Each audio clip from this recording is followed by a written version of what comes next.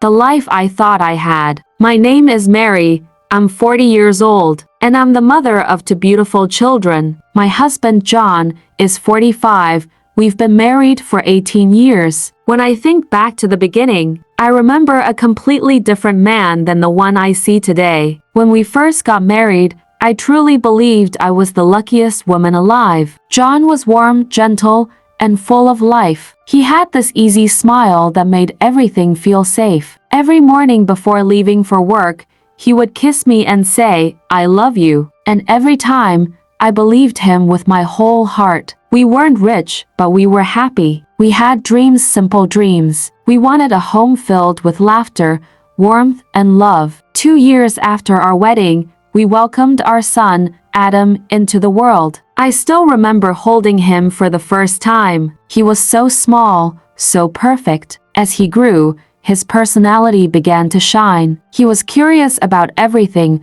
always asking questions, always making us laugh with his clever little jokes. 2 years later, our daughter Lily was born. She was different from Adam in many ways. She was gentle, sensitive, and had the sweetest voice. She loved to sing around the house, her small voice filling every room with joy. Sometimes I would stand quietly in the hallway just to listen to her, feeling grateful for the family we had built. In those early years, John was everything I hoped he would be. He worked hard every single day to provide for us. He took pride in being a good father and husband. He would come home tired, but he still made time for the children. He would lift Adam into the air, making him laugh. And he would sit beside Lily while she sang her little songs. As for me, I stayed home. I dedicated my life to caring for our family. I cooked every meal, cleaned every room, and made sure the children were safe,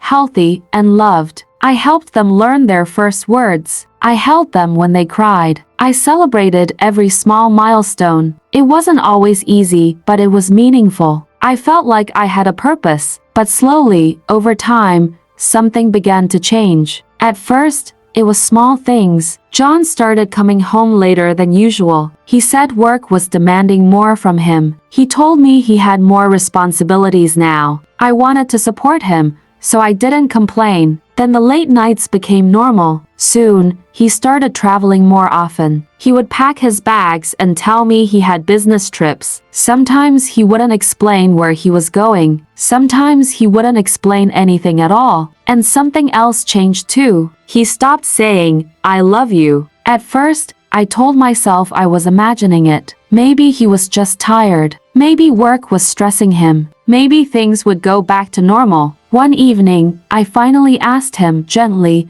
"Why have you been so busy lately?" He didn't look at me when he answered. "I'm doing this for the family," he said coldly. "You don't need to question everything." His words hurt more than I expected. I didn't argue. I didn't yell. I stayed quiet because I loved him, and because I hoped, maybe foolishly, that the man I married was still somewhere inside him. I kept believing that one day, things would go back to the way they were, but they never did. 7 years ago, everything changed forever. John had packed his suitcase and left for another business trip. This wasn't unusual anymore, but after he left, I noticed something sitting on the table. It was an envelope. At first, I didn't think much of it, but something inside me told me to look. Inside were 2 plane tickets. 2 tickets, not one. My hands started shaking as I read the names. One ticket had John's name. The other had the name of a woman I had never heard before. In that moment,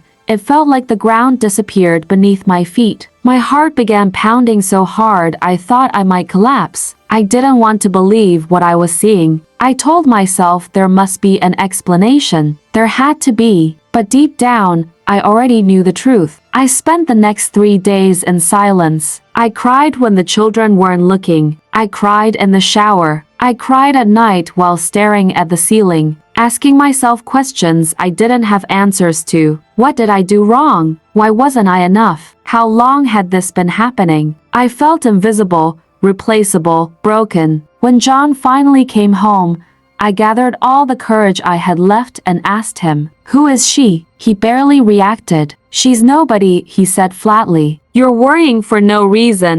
Nobody. Just nobody." But I could see it in his eyes. He wasn't telling me the truth. Still, I nodded. Still, I stayed quiet. Because I was afraid. Not afraid for myself but for my children. Adam was still so young. Lily was just a little girl. They loved their father. They believed in him. I didn't want to be the one to destroy their world. So I said nothing. And in that silence, something inside me slowly began to die. The day I remembered what love felt like. Years passed, but nothing really changed. John continued living his life the way he wanted. He stayed out late. He traveled often. He became more distant with every passing month. Even when he was physically in the house, it felt like he wasn't truly there. We stopped talking about anything meaningful. Our conversations became short and empty. "Did you pay the bill?" "Yes." "What's for dinner?" "Chicken."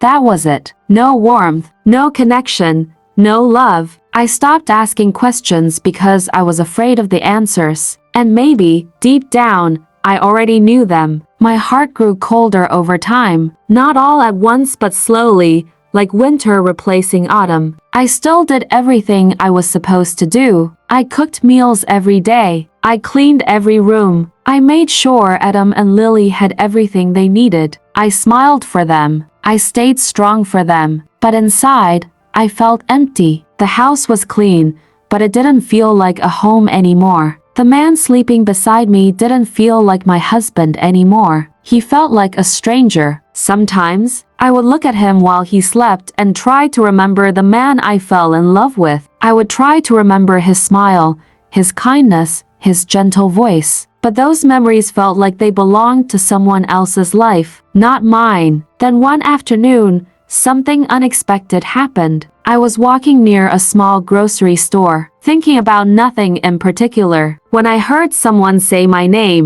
"Mary?" I turned around, and there he was, Alex. For a moment, I couldn't speak. I hadn't seen him in many years, but I recognized him instantly. We had known each other a long time ago. Before I met John, we were never lovers, but we had been close friends. He was always kind, always calm, always someone who listened. He smiled when he saw me, not the forced, polite smile people use out of habit. It was real.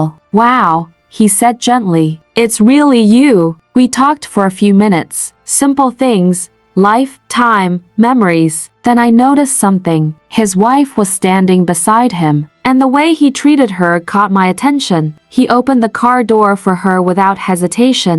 He placed his hand gently on her back as they walked. When she spoke, he listened carefully, like her words truly mattered. There was respect in his actions. There was care. There was love. And suddenly, I realized how long it had been since anyone had treated me that way. I didn't feel jealous. I felt aware. Aware of everything I had lost. After that day, Alex and I stayed in touch. At first, it was innocent. Just messages. Just conversations. He would ask simple questions. "How are you doing?" Most of the time, I gave the automatic answer, "I'm fine." But one day, he asked again, and something inside me broke. For the first time in years, I told the truth. "I'm not fine." He didn't interrupt me. He didn't judge me. He didn't try to fix everything. He just listened, and that meant more than anything.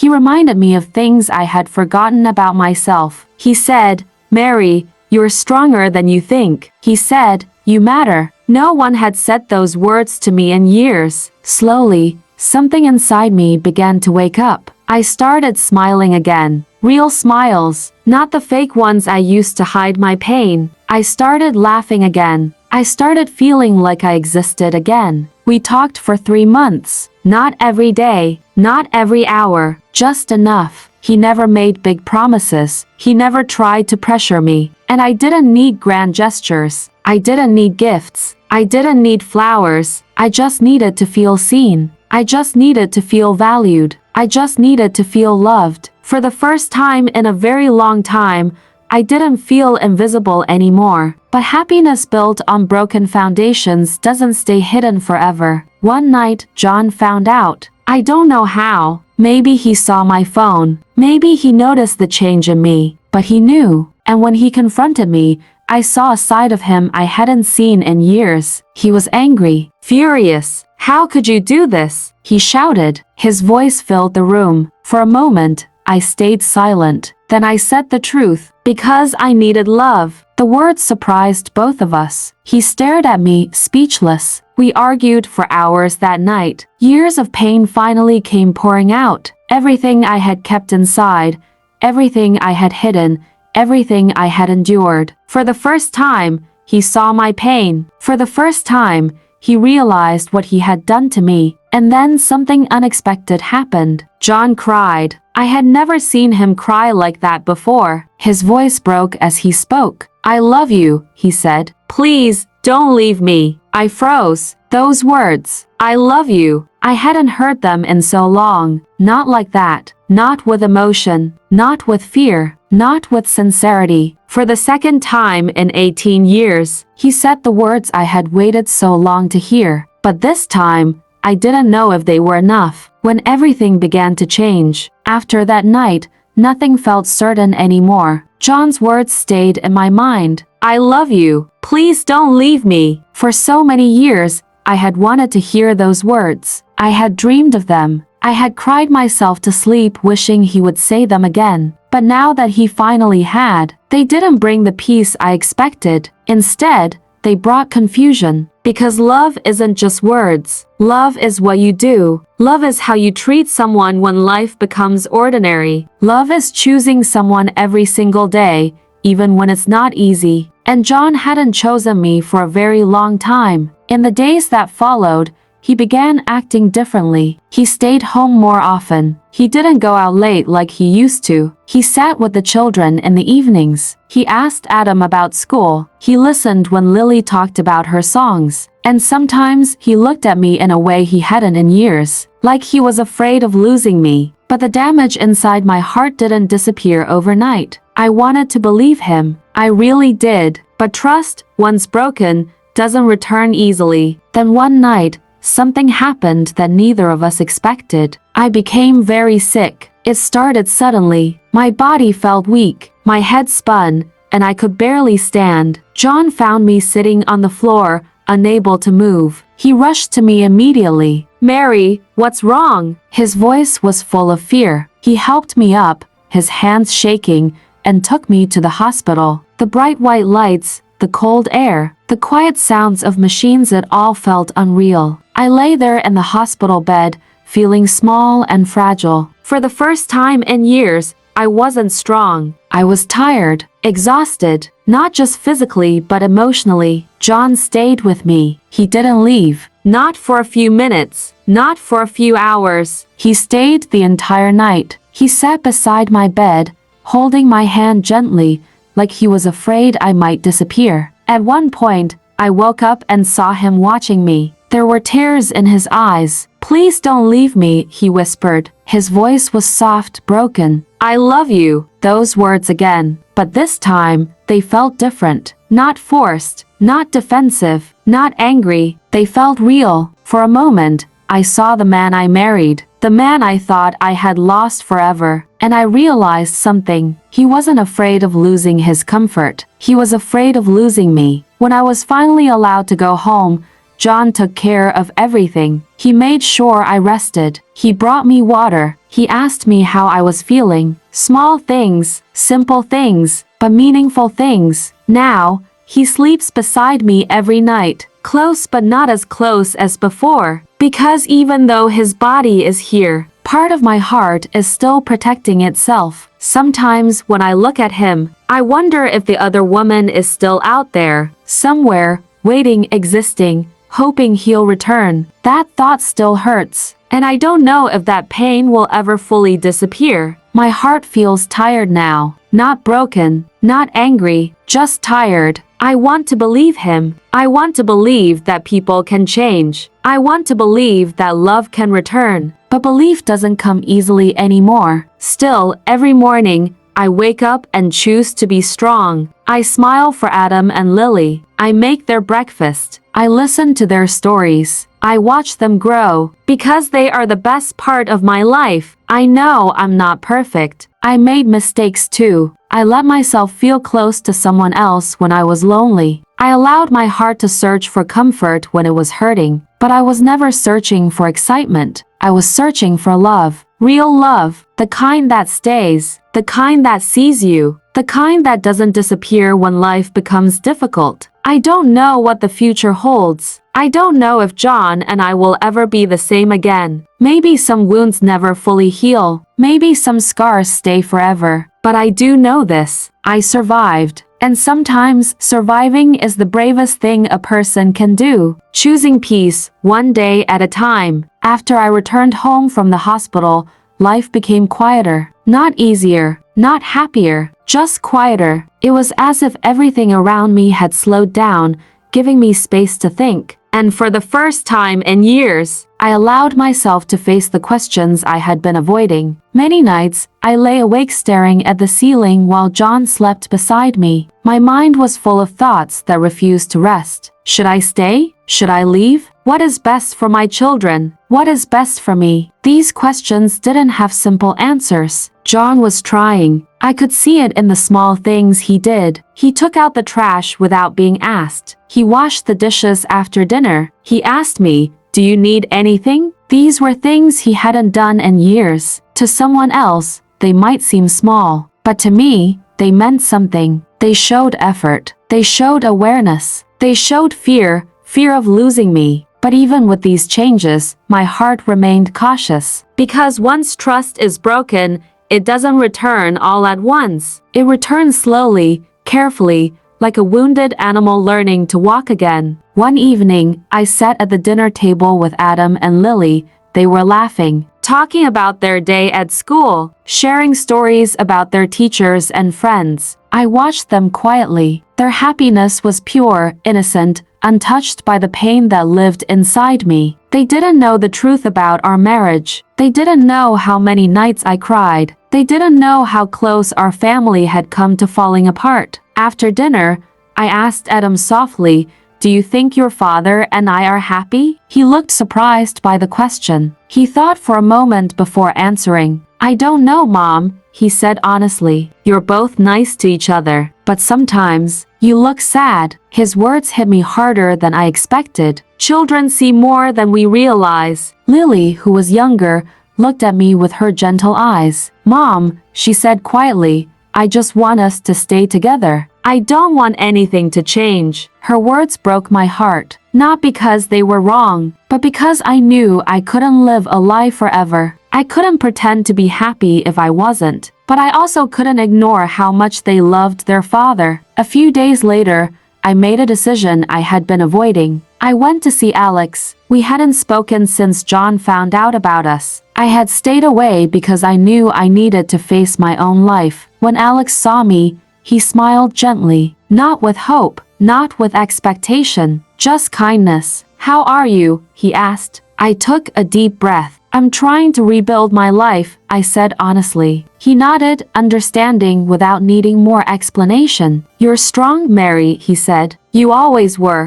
I felt tears in my eyes. "Thank you," I told him.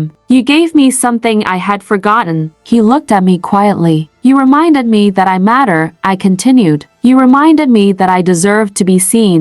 He didn't interrupt. He didn't try to change my mind. He respected my silence. And in that moment, I understood something important. Alex wasn't my future. He was my reminder. A reminder of my worth. A reminder of the love I deserved. I thanked him one last time, and then I walked away. I didn't look back, because some people come into your life not to stay, but to help you find yourself again.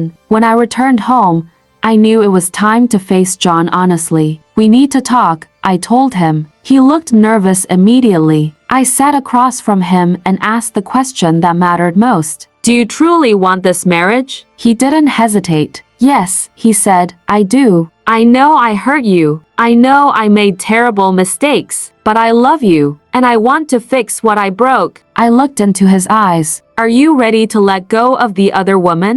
I asked, not just in words but completely.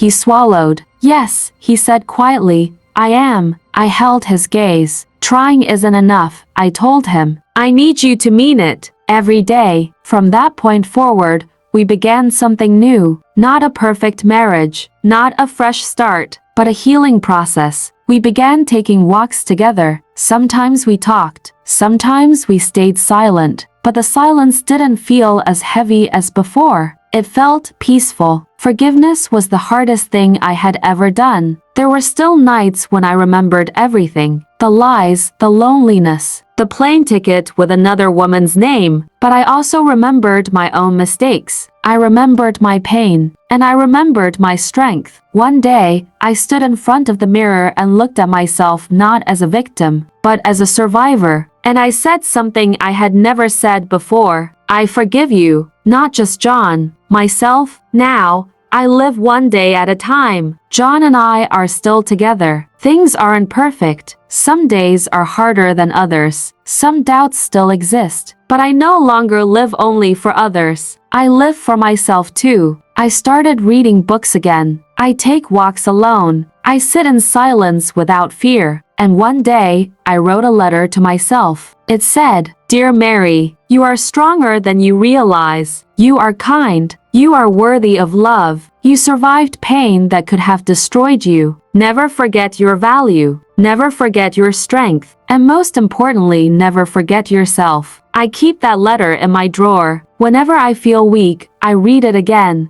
And it reminds me of the truth. This journey taught me something I will never forget. Love is not just words. Love is action. Love is respect. Love is presence. People make mistakes. Nobody is perfect. But strength comes from continuing forward, even when your heart is heavy. My story isn't perfect, but it's mine. And finally, I am at peace.